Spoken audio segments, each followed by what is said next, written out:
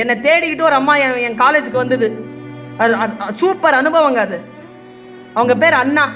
நேராக வந்தாங்க, 2 மணி நேரம் காத்திருந்தாங்க. நான் கிளாஸ் முடிச்சுட்டு வரேன், வந்தாங்க, இப்படியே என்னை பார்த்தாங்க. சரி போயிட்டு வரேன் அப்படின்ட்டு போயிட்டாங்க.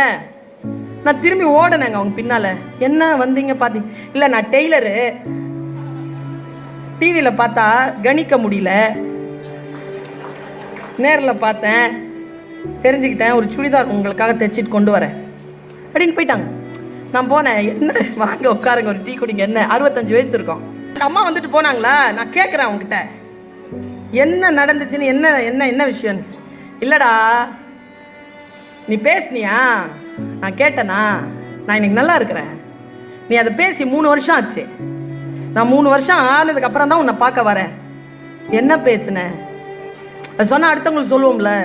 உடனே என்ன தெரியுமா சொன்னாங்க அவருங்க?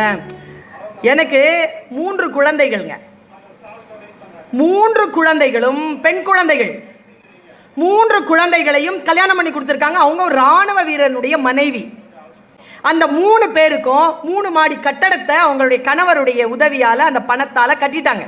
கணவர் உயிரோட இல்லை.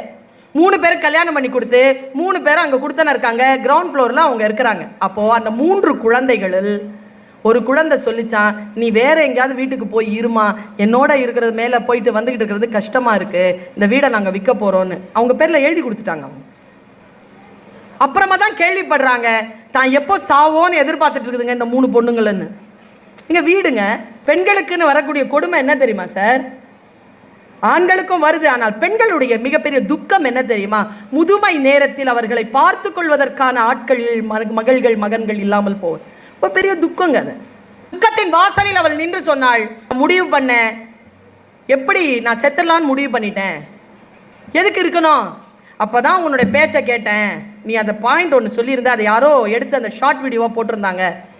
என்ன? எல்லாருக்கும் சாவு வரும், எல்லாரும் சாவலாம். ஆனால் நம்ம செத்து போகணும்னு நினச்சி சுற்றிட்டு இருக்கான் பார், அவனுக்கு முன்னால் மட்டும் செத்துடக்கூடாது. இதை நான் சொல்லியிருக்கேங்க. அந்த அம்மாவுக்கு ஏதோ மனசில் பட்டுருச்சிங்க. அது நேராக 65 வயசு. அதுக்கு நேராக கோர்ட்டுக்கு போய், சீனியர் சிட்டிசன் நான் தெரியாமல் என் சொத்தை இவங்க பேரில் எழுதி வச்சுட்டேன், எனக்கு திருப்பி கொடுங்க. உடனே அரசாங்கம், அந்த நீதிமன்றம் அதற்கு அவங்களுக்கு சார்பாக 3 பேரையும் காலி பண்ண வச்சு அந்த வீட்டை கொடுத்துருச்சிங்க. அது கிரவுண்ட் ஃப்ளோரில் அது இருக்குது. ஃபர்ஸ்ட் ஃப்ளோரில் வந்து வாடகைக்கு விட்டுருக்கு. செகண்ட் ஃப்ளோரில் டெய்லரிங் கடை நடத்தி அதில் வரக்கூடிய வருமானத்தை சாப்பிடுது. அதில் வரக்கூடிய வருமானத்தில் ஒரு சுடிதார் எனக்கு வந்து சேர்ந்தது.